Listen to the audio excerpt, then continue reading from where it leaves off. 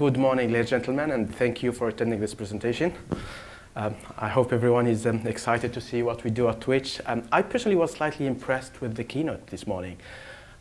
It's amazing how people can create new content, new way of doing news. The only thing that offended me a little bit, she said CNN is for viewers 60 plus, and every time I'm in a hotel, that's all I have playing 24/7. So it's, probably should have found a better way to put it in. But anyway, today we have a Twitch crew here who's going to talk to you guys about how we do multiple codec streaming at Twitch and why we're doing it with some level of dive into some technical aspects without exposing too much our PRs.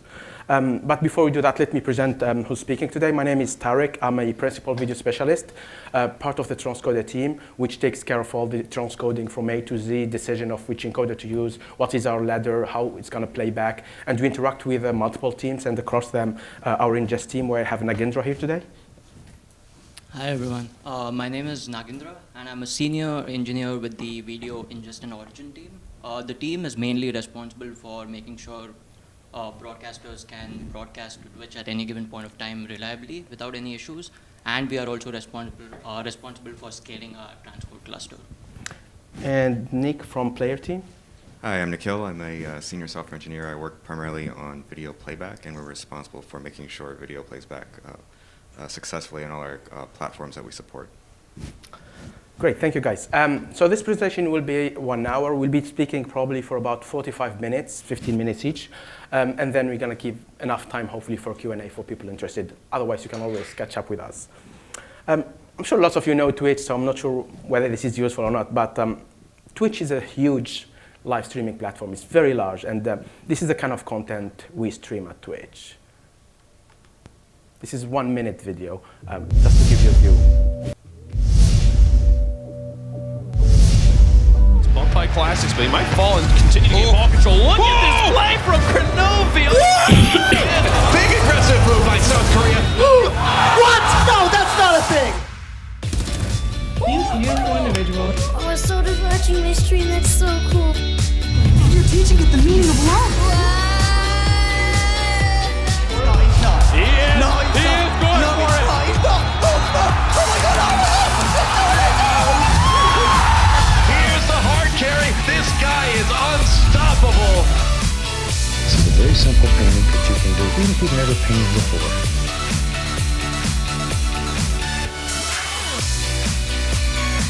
Let's get more butter. Say hi. Oh, good goal. That's it, baby. What a way to end. Wow. What a game.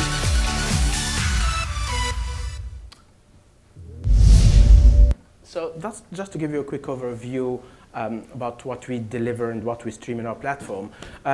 The content we have at Twitch is very diversified. It's not only we deliver video, but we deliver experience. We deliver interactive live as well as VOD. We have lots of gaming, esport, but we also have original content. Lots of Charter was streaming at Twitch at some point, and they're being very successful. At Twitch, we are building more of a community of gamers. It's the social media or the Facebook of gamers at some point. There is the chat, there is people building community. And that is very successful. This is a new baby from Twitch, which is launched 3 weeks ago, which is Twitch Sings. This is like a karaoke application where people can sing with an audience for them, cheering them up. They can have their own faces, or they can have an avatar for them. More than one streamer can join the same session and kind of compete. And after 3 weeks, this is very, very successful. Down to a little bit of the size of Twitch. I picked 3 numbers just to give you an idea about how big is Twitch, what we do, and what we deliver. In February this year, we have reached the peak of 126,000 concurrent channels. So I looked at the North American number of channels, and that's below the linear traditional channels, not streaming channels, and that's below 1,000 channels. So we need to have a data center capable of doing 126,000 different transcodes at the same time. And we have reached this year more than 4 million concurrent viewers who go to twitch.tv and pick a channel and watch. For that, we need to have or accommodate for a peak traffic of more than 20 terabits per second. To give you a scale of that, if you look at Akamai, which probably delivers 60-70% of the word content, their peak is 60. So we are about 25%, I would say, and that's really huge, and that is growing as well. The last number is, over the last 12 months, we exactly delivered 616 billion minutes watched. Again, what does that mean? That does mean a lot. If you take the whole New York, not city, the New York state of 20 million people, and all will start watching video, they need to stay 21 days watching non-stop video to consume that amount of video, that whole New York state. And that's thanks to our very strong platform, scalable platform, which we are making even more scalable by adding multi-codecs. I know lots of you are very good video codec expert, but still gonna show you a couple of slides about video encoding. And specifically, I want to emphasize the gap in the middle. So at some point, we have this MPEG-2, MPEG-4 came in, and H.264, which is the MPEG-4 part 10, that dominated the streaming, not only the streaming, actually, even the traditional delivery of video in general. And that gap allowed it to install as the unique, ubiquitous encoder. Then we start having competition from VP6, which is not available here, VP8, or the VP families in general. HEVC in 2013 and 2015, we have the AOM, which in February, they have the AV1 encoder. So it looks like after a quiet period of time where AVC have settled, they have been comfortably not very challenged, except with, I think, VC1 at some point, but was settled as a universal encoder. Almost every platform that supported. We start seeing this gathering of new encoders coming to the market, and how to pick and choose which one is the industry picking. Is the industry going to have a uniform decision making, or is it going to be kind of fragmented industry again? And that's not everything. We have these codecs seriously being standardized, or at least some of them. The VVC, which probably will be ready or standardized by end of next year. MPEG 5.2 new alternatives, or new investigation, I would call them, the essential video coding and the low complexity. AOM AV2, that's the topic we're talking about already within the Alliance.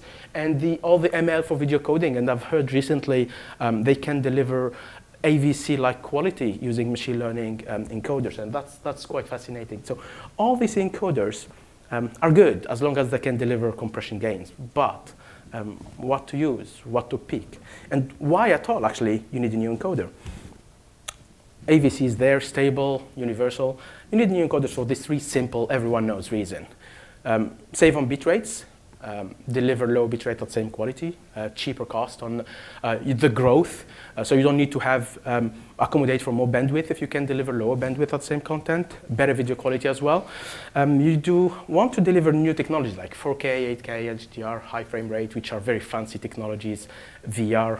High frame rate is very important for Twitch or gamers in general, where P60, why not P120 at some point? If it is the bigger the size, the higher frame rate have a better effect. 10-bit, which I didn't mention here, and also to reach new markets. You know, some areas of the world that cannot watch our 1080p 60 at 6 megabits or more than that. So it's good to have a technology where we can deliver our best quality at a lower bit rate, so that we have more customers.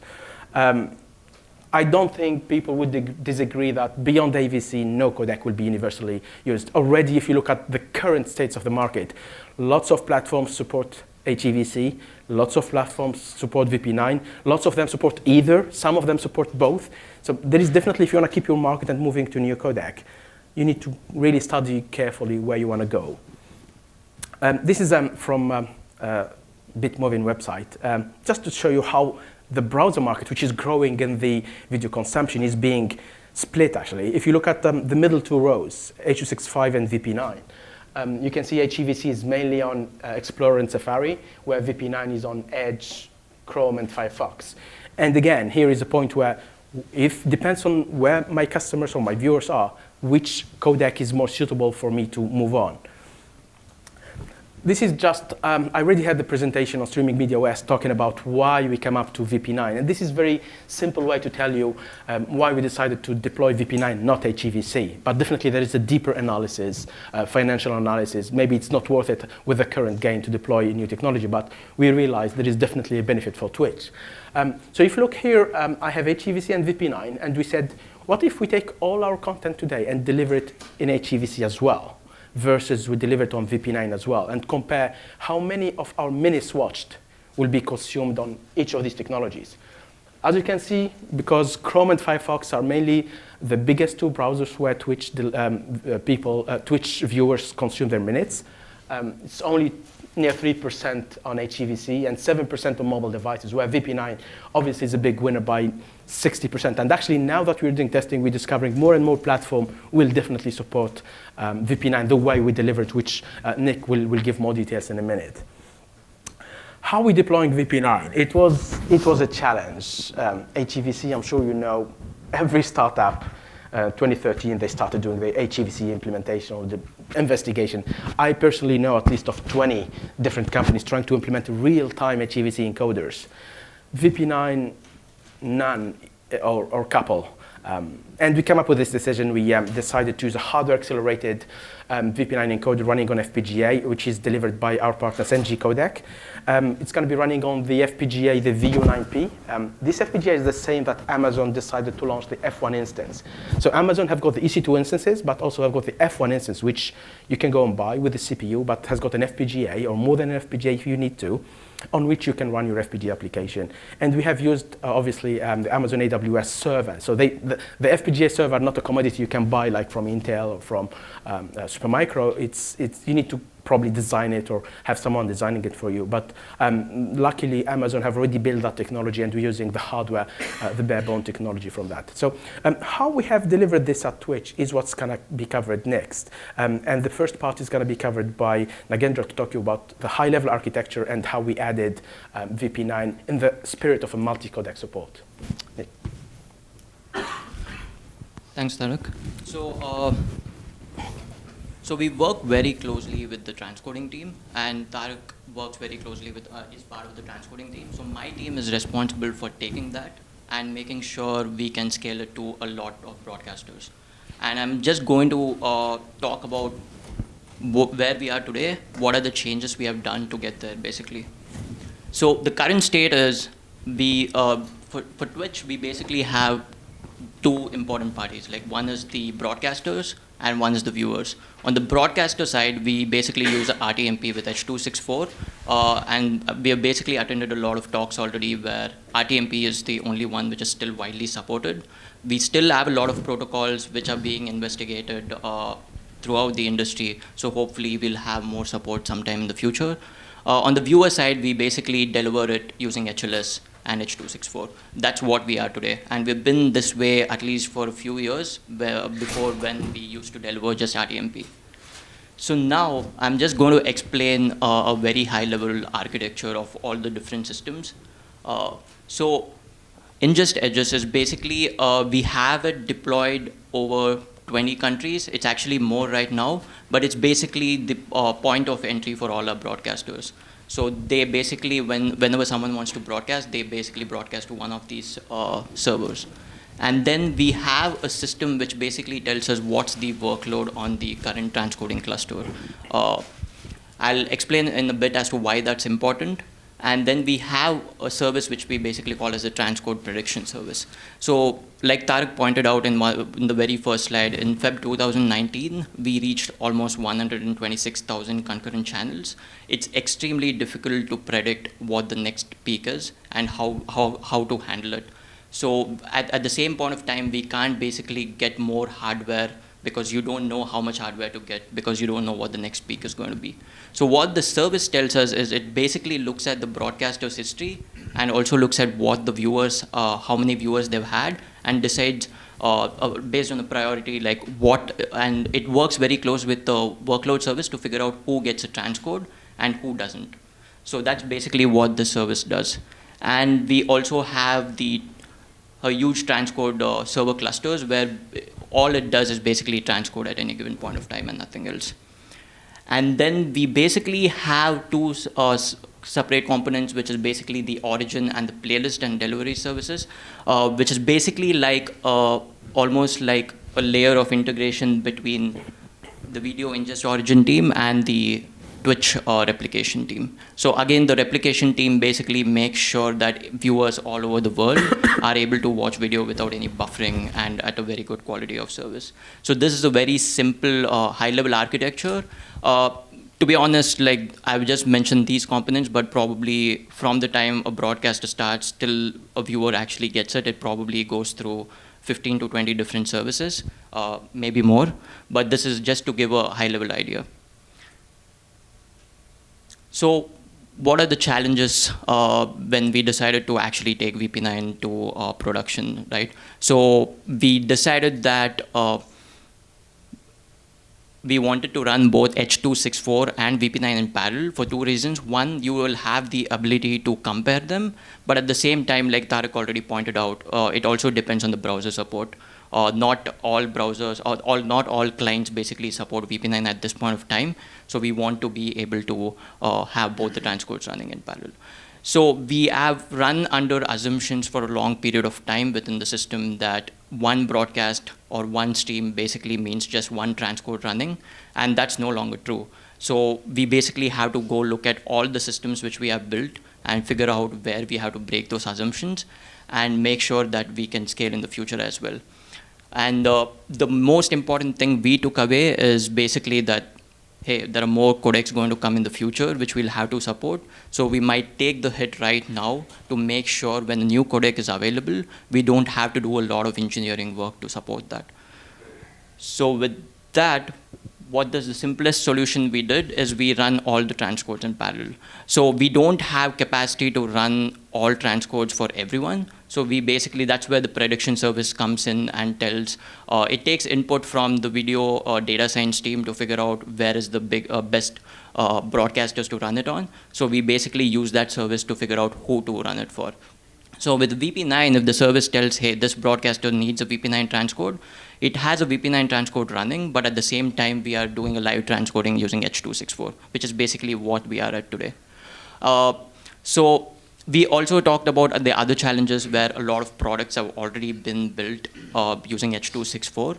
And we basically work very closely with the product team to figure out how to manage the other products. For example, when you're broadcasting, we automatically archive that live stream so that if people miss the live stream, they can go back and see that. So the questions we asked are, do we need to archive it with the VP9 format? And what do we do for clips? And what about ads? So that's an important piece as well. So for ads, what we do is we do the same thing we are doing for live video, where we basically transcode them using both H.264 and VP9. So with VP9, what's going to happen is it's still RDMP H.264 on the ingest, but on the for the viewer side, it's still HLS, but we support both VP9 and H.264. So it's all simple and done, but there are a lot of challenges when we are running multiple transcodes. So one is the performance of both the transcodes should be very comparable. So one of the most important things the team has been worked on in the last year is end-to-end latency, and a lot of effort has been put into that. So we want to make sure the latency is not significantly different from the current baseline, because if different viewers see different latencies, it basically is a very, it's not a great user experience. So we are going to put a lot of effort into making sure that we are at the same baseline. And other challenges include, so there's this product we have where if you are subscribed or you like a specific broadcaster, you can go subscribe to them. And whenever the broadcaster goes live, we send you a notification saying, hey, your favorite broadcaster is live. So you can go watch them now. So the problem is when you have multiple transcodes running, how do you figure out when to send that notification out, right? Because VP9, like we say, no, it can't support all the clients. So what we do is we send out the notification only when we are sure that 100% of the viewers can actually watch video. Whether it's on H.264 or VP9, we don't really take that into consideration. So we are basically at the same place where we are today. As soon as the H.264 one goes live, we know that all the viewers can watch it, so we send out a notification. But at the same time, we make sure that the performance of the VP9 system as far as coming up live is as similar to H.264 as possible. So this is a very, very high-level request flow. Basically, I've split it up into two different sections. One is the single codec world, where we are at today. So you basically send the RTMP, And what happens when you start streaming is we basically spin up a worker on demand on one of our transcoding clusters. And that worker basically talks very closely to the master manifest service, which basically tells, hey, this is where I am if you want to get video segments or playlist data. And then the player basically talks to the master manifest service when anyone who comes on wants to watch video. Now, what happens in the multiple codec world is we basically spin up multiple workers, like one for H.264, and with VP9, we'll have one more for VP9. And they still both talk to the same service. But the player sends us hints saying that, okay, this client can handle VP9 or not, or other things. And we have made that interface very generic so that if we had more codecs in the future, we don't have to go change that. And the master manifest service, which will basically figure out what kind of content, whether it can use H2, or whether the client needs to see H.264 or VP9, depending on whether they have a VP9 transcode running or not. So I'm going to take some time in explaining why this is important, especially in terms of monitoring and testing. Like Tarek mentioned, the hardware we are using is significantly different from what we have seen. None of us have like a lot of expertise in FPGA. So what we did is we took the time to actually build everything from the ground up in terms of monitoring. So we wanted to identify what are the tools out there which can help us say like how much capacity is still available on the FPGA, because we want to make sure we are utilizing the most amount of capacity, and at the same time whether an FPGA is functional or not. Because in live transcoding, especially if you have a bad host out there and if we actually assign a job to that host, it's bad viewer experience. So as soon as we identify that an FPGA in this host is not functioning properly, we want to take corrective actions. And we work very closely with a video operations team here who basically help us to get these tools out there on all our hosts. And apart from the host level metrics, there's also the application level metrics which we worry about. If a host is fine, we also want to make sure each application worker emits some metrics to say what's happening. It also looks at all the dependency services, and we basically monitor the overall health of the VP9 cluster at that point of time. So this is a very, very high level release stages which we do deploy code in. So we start with staging, which is basically we manually stream to it, and you basically see it does not affect production in any manner. And then we basically, once we have verified it on staging, what we do is we deploy it to a very, very small percentage of actual production users, which is basically less than 1% of viewers. We let them run for a long period of time, probably a day, and then we verify the metrics to make sure that your deploy hasn't changed anything. And once we are completely confident, we then deploy it to the whole of production. And all new broadcasts will start being affected with the new code. So in terms of what we are going to do once, before we get VP9 out there to the public, is we basically are doing a lot of feature parity, where we basically check like things like end-to-end latency. And we also want to make sure like other products, which are basically the archives, which is the WADs, clips, notifications, and ads continue to work. And we also have like a test suite which we run in periodic intervals, like every 15 to 20 minutes, where we basically spin up a lot of test streams and we test a lot of different things within the system. So if something breaks, which is unexpected, we get immediately alerted, and we basically take an action item to figure out where exactly the issue is. So I've spoken a lot about how it is on the backend side. I'm going to hand it over to Nick, who's going to talk more about the player. Thank you, Nagendra. So I'm going to talk about some of the challenges on the playback side. So as Tarek mentioned, one of the reasons we're going VP9 is to cover as many devices as possible. And as Tarek also mentioned, one of the key platforms for Twitch viewers are the web and Android, and most of our users are on Chrome and Firefox, and we also have quite a lot of users on Android. So one of the things we want to look at when we're deploying a secondary codec is to make sure that we're matching or improving our key playback metrics that we look at. So for us, that's watch time, also latency. So we want to make sure the latency is equivalent to that of the H.264 stream. And of course, we don't want to introduce any additional buffering or skipped frames or decode errors, for example. And also, in terms of VP9, we want to make sure that, especially on a mobile device, we don't use up too much CPU or cause battery drain. So I'll kind of go into how we're delivering the video as well. So we're delivering VP9 in fragmented MP4. So on all our H.264 streams today, you'll see that they're traditional MPEG transport stream. So this is a key change for us and an opportunity for us to kind of modernize our delivery format. So we actually combined fragmented MP4 with HLS. So around 2016, Apple added fragmented MP4 support into the HLS specification, and we're kind of taking advantage of that. Of course, one key thing here is VP9 is not supported by Apple, but the HLS specification is flexible enough in terms of the codec string and the file formats that you can deliver fragmented MP4 through HLS.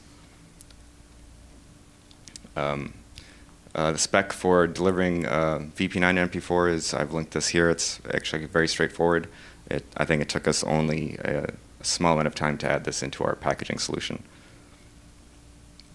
And of course, you can check your web browser. If you use the media source extensions API, you can do a very simple check if VP9 is supported in the MP4 container using this very simple code snippet.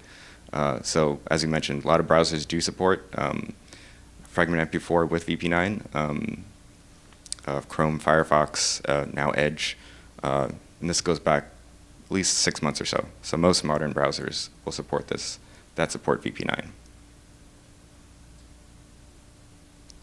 Of course, our container choice. Why did we choose fragment MP4? We have a lot of packaging and tooling around fragment MP4 already that we had been developing, for example, with our DRM streams. It's compatible with HLS, whereas WebM is not. We'd also like to use this same kind of packaging solution to deliver other codecs in. So for example, if you want to deliver HEVC to iOS devices, we would need to use fragment MP4.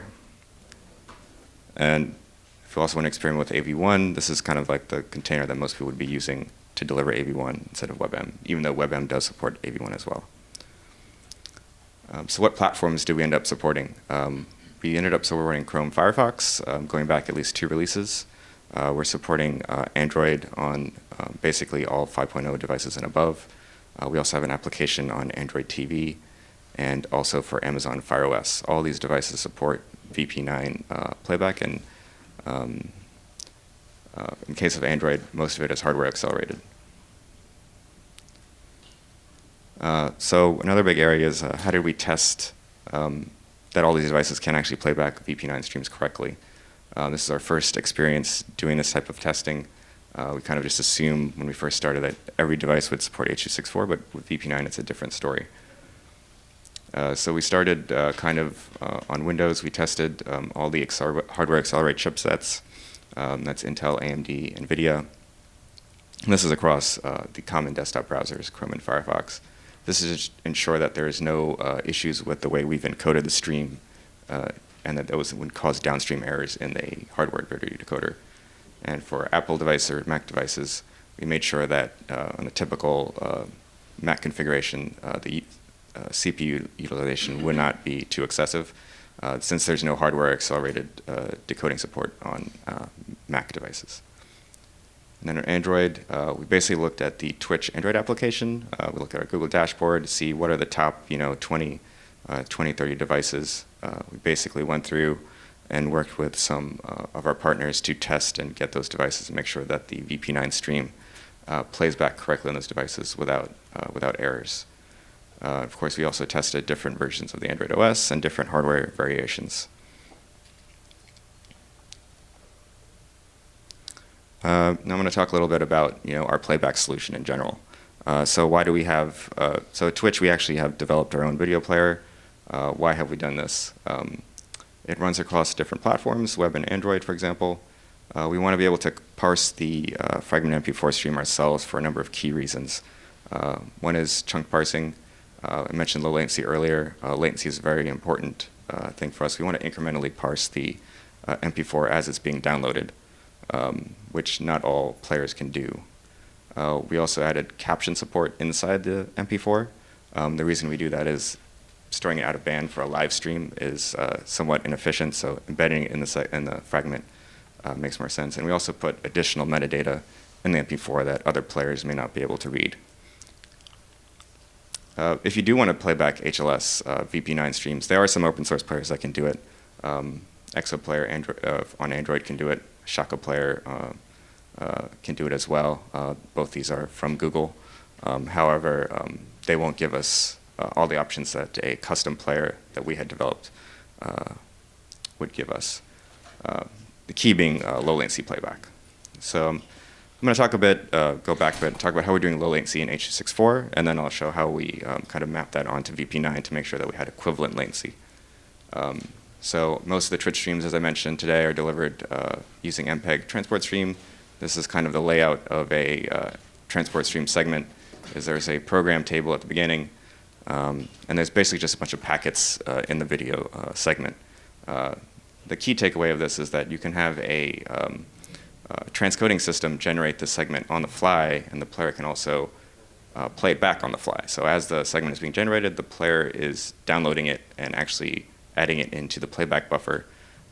This is our current low latency solution today, and that's how we achieve kind of the low latency streaming on Twitch that you see on our website today. That's how we're able to get kind of these under 3-second latency end-to-end. Now, when you move to fragment MP4, you have kind of a problem, which is how do you replicate the same kind of behavior using fragment MP4? If you look at a typical MP4 fragment, there's this section at the beginning called a moof, and that's kind of an index into this data section that has all the video frames inside of it. The key problem with this is that in order to generate that segment at the beginning, you have to know all the indexes of all those frames. So how do you can't generate this kind of in real time on a transcoding system. You'd have to deliver the segment as a whole, and the player would have to understand the segment as a whole. So that would add additional latency to our, if we're delivered this way, it would add additional latency into our system of about the segment duration, roughly, which for us is mostly 2 to 4 seconds. So we had to look at a different way of doing it. So we've done this low latency CMAP fragment packaging for our VP9 streams, which is, instead of just delivering one big fragment, we take that fragment and we split it up into kind of individual frames. These can be individual frames, or it can be even very small durations, like say a few hundred milliseconds. The key thing here is that you can generate this on the transcoder, on the transcoding system, as the player is downloading it. And that makes us match the existing transport stream kind of behavior that we have today, so that we're able to achieve basically the equivalent latency on a VP9 stream as we are getting on an H.264 stream. And with that, we have Tarek for a demo. Perfect. Thank you very much. Now is the hard part. How is the demo going to work on these network conditions? Let's see. So what I'm going to show you now is a live VP9 channels playing on Chrome, and since it supports VP9, and also I'm going to show you the equivalent H.264 on Internet Explorer. I'm hoping this will work. So this is a Chrome browser. So what I did is, obviously, network settings are pretty bad here. Let me try this. And as you can see here, these are the stats. As you can see, there is a VP9 here. This is only available, although this channel is public, but only Twitch Twitch staff can watch it because we're not launching yet. I'm logged in here as a staff, and so we have kind of more than 1,000 people monitoring this kind of thing. Okay, that's not bad. Let me, I'm sorry, I need to go to a lower resolution. But we have the same ladder. Obviously, please don't judge the quality in this one. But it is running over days and days and days, and we keep tuning it. This will have the same latency, actually 2 frames better latency than our H.264 low latency mode. So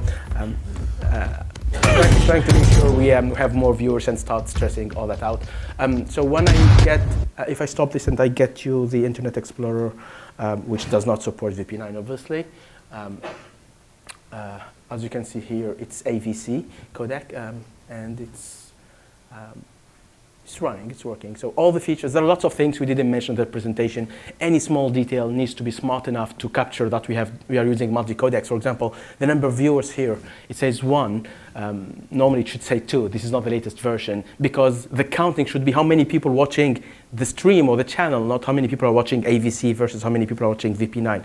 Lots of small details which we need to extract out of this path, which was hard-coded, and information comes from the codec itself. You need to find different places to extract that information and make it outside the codec. So if you see the way it works now, if I summarize this whole thing, is we have our ingest RTMP H.264 as Nagendra was mentioning, and then that channel have the channel properties which will tell, I'm going to give the channel VP9, AVC, and AV1 tomorrow. And it automatically will launch 3 different parallel paths from the transcoding point of view, but there is a high-level system which try to gather and unify the information regarding all these 3 and make sure our latency is the same across them.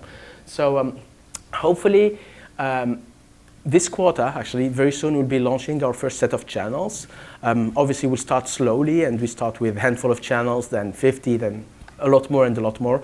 And our resource allocation will be the one deciding which channel gets VP9 in addition to AVC based on lots of information, including financial decision making. So that is the demo. Actually, it went pretty well, actually. I wasn't expecting it to work, but so for my last slide, really, what I'd like to say is it's very important to be multi-codec ready. It's not waiting for what's going to happen. We know what's going to happen. It's not going to be unified codec. There is no such thing as a switch which will take place. VP9 is an enabler for better video quality, but saving money for us as well. New technologies which we're going to be preparing to deliver to our customers. And most importantly, is the adoption of next generation codecs. AV1? With that, I'll open the panel for questions, and thank you very much for attending.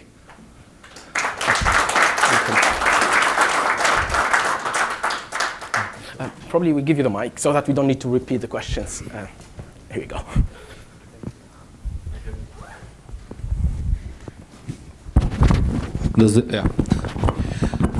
I have a couple of questions. Very interesting presentation, thank you. Why did you choose HLS instead of Dash?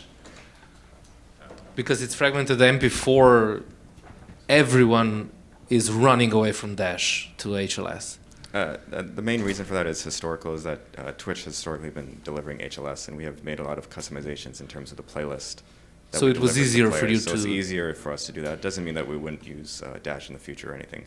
It just was easier to support this using the existing HLS technology we have.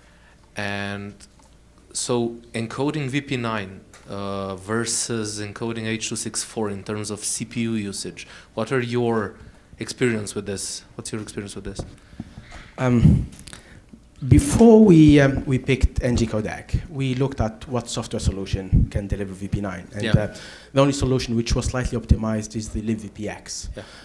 There is some work from ATM and other companies who added. We need to deliver 1080p 60. And that is not available in real time with the level of gains we're looking for. So that's why we went to FPGA. That's correct. I would like to add one information. People talk about doing parallelism as well, you know, one second. Our latency is important. Parallelism is a killer of latency. So that's why we investigate, and FPGA is delivering what we're looking for from NG Codec. Okay. So how many FPGAs will you need when you go to AV1? Actually, NG Codec are here. You can ask them. Have you already demoed the 4K30 on a single FPGA, but iFrame only NAD? iFrame only? Yeah, it's the first stage. So because last year when we were at Streaming Media East, they said, okay, if you want to transcode to AV1, it's going to be H.264 times 10,000, right? And only Netflix can afford this, etc., etc. And this year it's H.264 times, I don't know, 100, right? You're right, it's going to be challenging, but every codec must have a high level of complexity. So even cost-wise, since it's going to save us money, we expect it will cost slightly higher, well, it will cost higher. But we don't expect this scale to move from a single FPGA for VP9 to 10 FPGAs. That's not acceptable. Hopefully it will be one FPGA, not the So if I understand correctly, currently you're using H.264 and VP9, you're not using H.265, and you don't plan to use H.265 because of the low percentage of users which would be using H.265, right? Correct. There is no immediate decision to go HEVC, but that doesn't mean there will not be a decision at some point. Are you concerned regarding the patent pools, etc.? Is this one of your concerns that you have as well? That is everyone's concern to an extent, but also because of the low viewership. So if only 8 or 10% of people can watch a GVC, probably not the first investment. Probably there are other areas where we can improve, either cost reduction or improve our service. Do you offer your service? I don't know by heart, so I have to ask. Do you offer your services only also for smart TV platforms or Samsung, LG? Yeah, wherever people want to watch Twitch, they can. So you have an application in the Samsung store? No, not yet. I'll let players respond. Yeah, we can't currently speak to that, but we have an application for Android TV that's being rolled out, and yes, we're definitely looking at other TV platforms. You're looking at them? Yeah, I can't speak to any data or something like that, but yeah, it's definitely something. Yeah, because we're also in the business of live streaming, and smart TVs have been basically the bane of our existence, right? Yes, it's a very complicated platform to develop applications for. Yeah. I agree. Okay, thank you very much.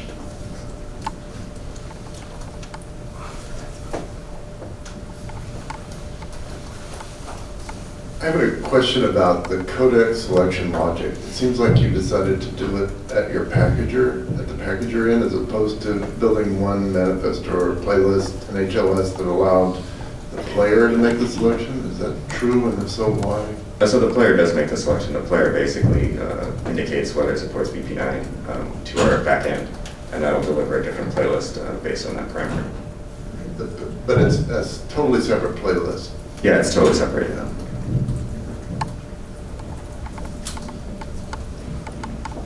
Just want to make sure I understand it correctly. I think I saw slides saying that for the low latency, you use Impact TS for ABC, but CMAF for BP9. So why the difference here? So historically, Twitch has delivered Impact TS mostly because that's how the HLS was originally spec'd, because it initially didn't support MP4 or fragment MP4. So the part of our modernization here is to move kind of the BP9 delivery to fragment MP4. Could also move ABC to fragment MP4 as well, but this is something we have not done yet. Okay, thank you.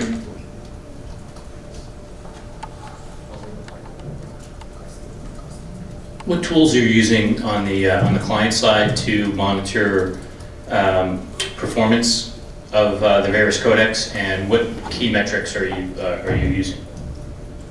Yeah, so as I mentioned, some of the key metrics that we're looking at are mostly quality experience metrics in terms of buffer empties, watch time, drop frames. Those are things that we can collect programmatically, but we also do have our testing environment in which we can use more sophisticated tools.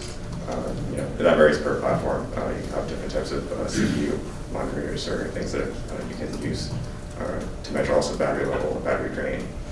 Kind of varies per platform. There's no like standard tool that we use. So I think you mentioned that your end-to-end latency is about what, under 3 seconds? It varies per stream and also varies per the broadcaster settings, but yes, it can be under 3 seconds. So usually around 3 to 5 if you enable low latency through our broadcast dashboard. Okay. I'm not a Twitch user, so I don't know much about it, but I was under the impression that you also need interaction between the player, the broadcaster, and the viewer. Is that correct? So is this 3 to 5 second latency enough for this kind of interaction? Because for the viewers, of course, as long as you keep all of them have the same latency, they cannot tell a difference. But for the interaction between the broadcaster and the viewer, is it 3 second latency? It's certainly not real time, but certainly the lower the latency, the better. Just would like to add to that. Between 3 and 5 is the state-of-the-art latency you can have today in the streaming industry. We always try to improve our latency, and we think we are among the top people who deliver scalable low latency solution. But at 3 is impressive. You can even talk to the player sometimes. So we have a demo where someone is typing and the broadcaster is responding. So with the time you take to type and him to respond, it looks like it's real time. It's really perfect. Okay. Did you mind passing the mic a bit? Sure. What's the next? So the interaction feedback, is that feedback through the video ecosystem, or is that a separate communication channel like a RTC or WebRTC communication channel? I think you'll let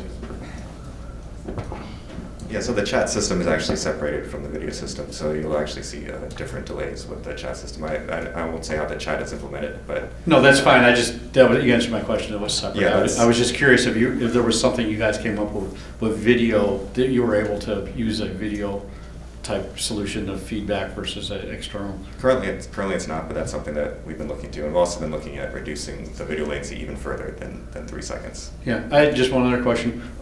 So you guys are monitoring, CPU usage and battery life and all kinds of stuff. Does your player actually change the ABR stack and possibly go to a lower rendition when it sees the battery start to get low to extend out the playtime?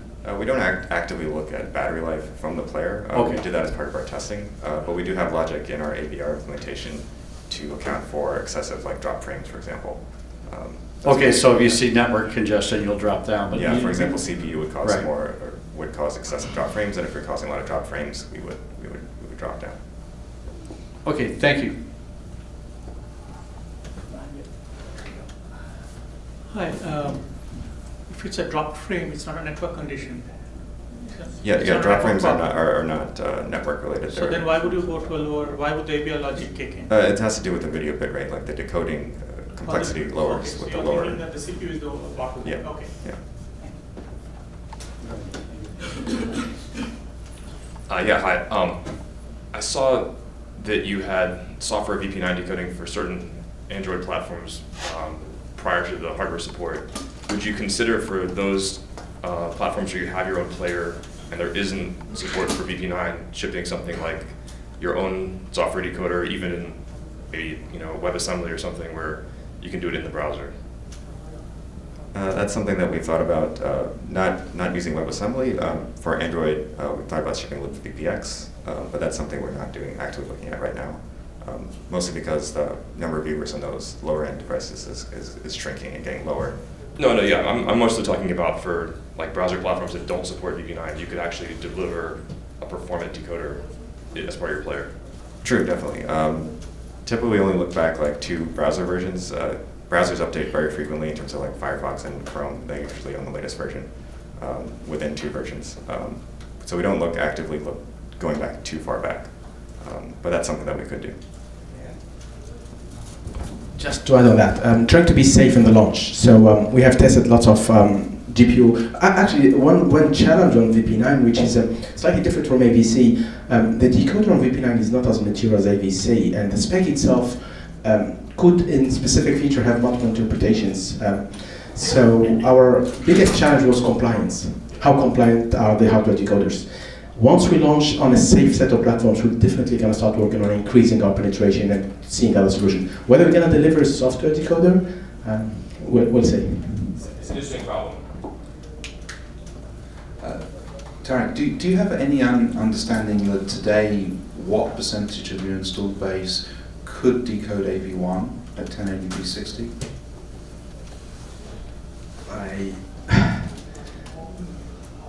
I don't have a final answer. By talking to YouTube, Google, they have enabled software decoding for up to 480p, and recently I've heard 720.